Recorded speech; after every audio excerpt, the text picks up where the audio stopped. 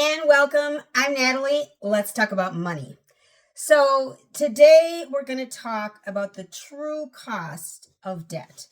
So it's an important question and a question that people don't really think about as they're racking up a whole bunch of debt. So basically, how much is debt costing you every year? And what if you could invest that same amount instead? What would happen? That's what we're going to walk through today.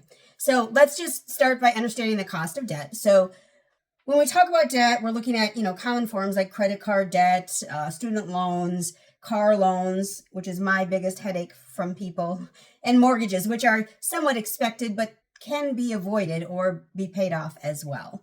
And each of these, most importantly, has interest, which is extra money that you're paying on these items that you've purchased.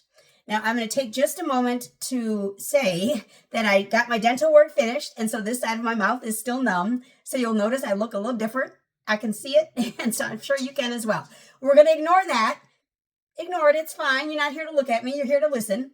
So I just wanted to point that out, though, so that it's not strange in your mind and you wonder what the hell is going on around here, okay? So imagine you have a $10,000 balance on a credit card, and that credit card, or multiple credit cards probably, but those cards have a 20% annual interest rate. So if you're making just the minimum payments just so that you can get by and continue living on, if you make just the minimum payments, you could be paying around $2,000 per year just in interest alone. Not even attacking what you purchased on the credit cards. You haven't even gotten there yet. Right now, we're just talking about just the interest. So that's $2,000 gone. So it's not paying down your principal. It's just paying for the price of borrowing that money instead of using your own money, which is the way you should be purchasing items, okay? So now let's compare that to maybe like a student loan, because a lot of people have student loans. So if you have a student loan, let's pretend you owe like $30,000, and usually student loans have a low interest rate. So let's say your $30,000 loan has a 5% interest rate. So that's $1,500 a year in interest, okay?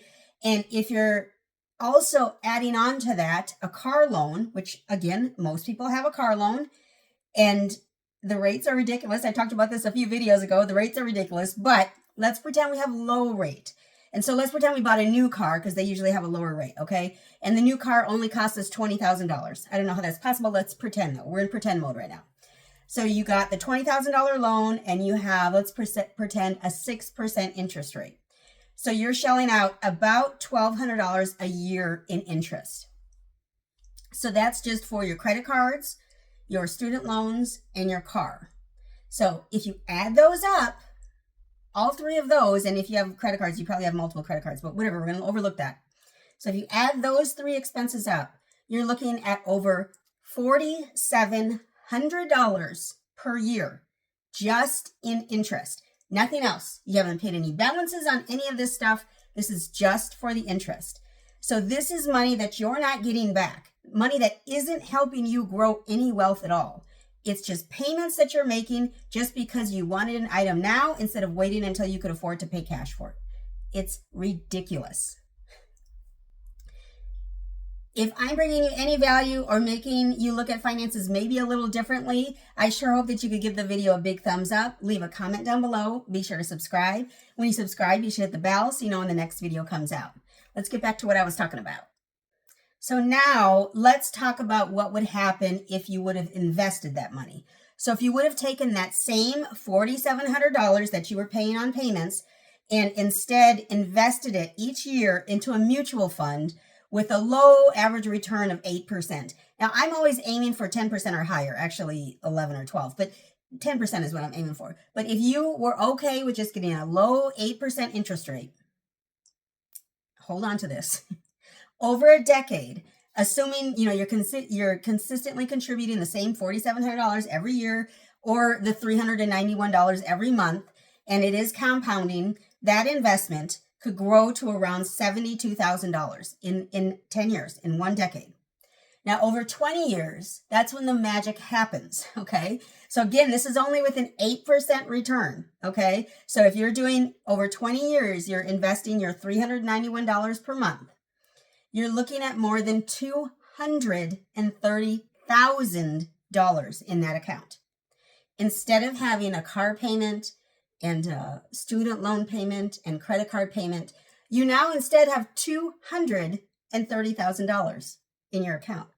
Now, if we went with what I have to have, which is the 10% return, you would have over $290,000 in your account after 20 years.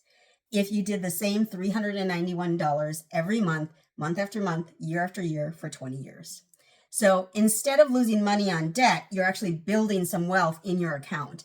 So it's the power of that compounding interest versus the drain of compounding interest. Because when you're investing, it's compounding in the proper way. When you're paying credit cards, it's compounding in the bad way, just making your balances go up. Okay. Now there is a real impact on debt versus investments. So the opportunity cost is what you need to understand. So in general, every dollar paid in interest is a dollar that has not been invested. So when you spend a dollar on your interest on your credit card, that's a dollar you're not putting within your investment account or your retirement account. So you're losing a dollar plus all the compound interest on top of that dollar after you've invested it. Okay.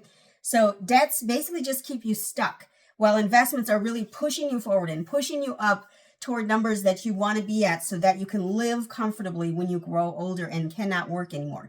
You're not going to be able to grow forever. You're not going to be able to work forever. That's just not the way life works. Eventually, you'll have to stop working and you'll have to either count on passive income or your investments, which is passive income. So make sure that you set up your investment accounts so that you have enough to live from once you get old. Now, if you do have debt and you're on my channel because you have debt, we want to start by paying off your debt. So what we're going to do is go 100% the Dave Ramsey route. This is the route that I use, continue to use, will always use. This is the route that I tell my friends and family to use because it's the easiest. There's not a lot of thought put into it. There's not a bunch of calculations. You got to figure everything out. Just pay the smallest debt first and grow from there. So you start off with your smallest debt, scrape together every extra penny you have, or if you can get a second side job, side hustle, put money from there into your smallest debt. Don't worry about the interest rate at this point. Put that money into your smallest debt and get that smallest debt paid off as quickly as possible with gazelle intensity. If you don't know why I always say that, I need you to go watch Dave Ramsey and you'll figure it out. So you need to pay off that smallest debt with gazelle intensity. Get rid of that debt as if it's a robber in your home and you want to get rid of it, okay? Because it is. It's a robber in your home. It's robbing you from the income that you are working to have.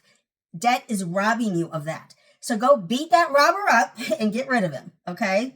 Now, if you do this and you've paid off your smallest debt, now it's time to take the money that you would have put on that smallest debt.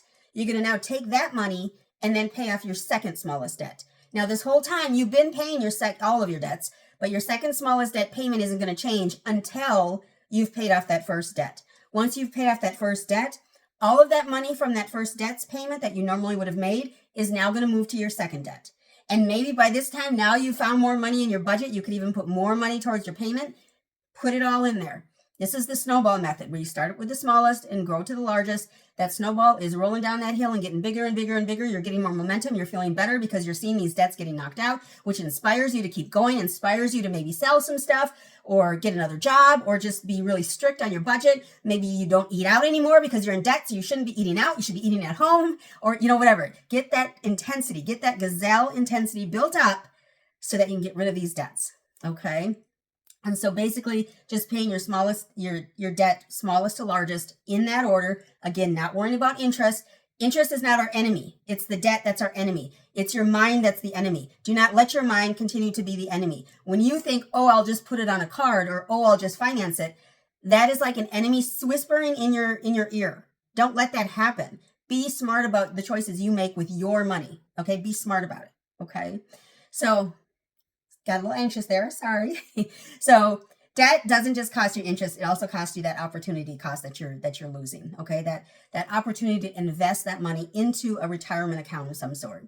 So just basically take a step back, Assess your debt, what you've got, how much it is, how you can get it paid off. Assess your budget. Make sure you create a budget so that you can assess all of these numbers. And put that debt into your budget so that it makes sense to get rid of it as quickly as possible.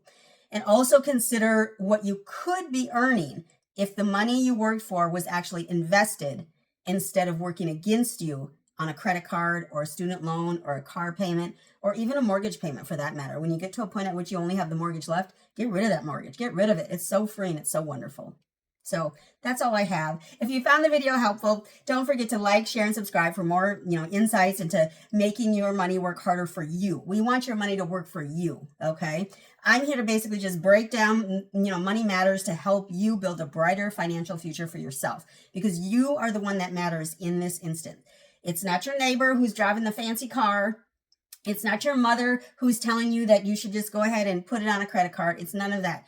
It's your financial future. You need to manage it and you need to be smart about it so that when you get old and can't work, you can live happily and be comfortable and not worry about eating beans and rice for the rest of your life. Okay? So I thank you so much for stopping by today. Be sure that you invest in yourself today so that you can make a difference for others tomorrow. Give the video a big thumbs up. Leave a comment down below. Be sure to subscribe. When you subscribe, you should hit the bell so you know when the next video comes out. I thank you so much for stopping by. Y'all have a great one.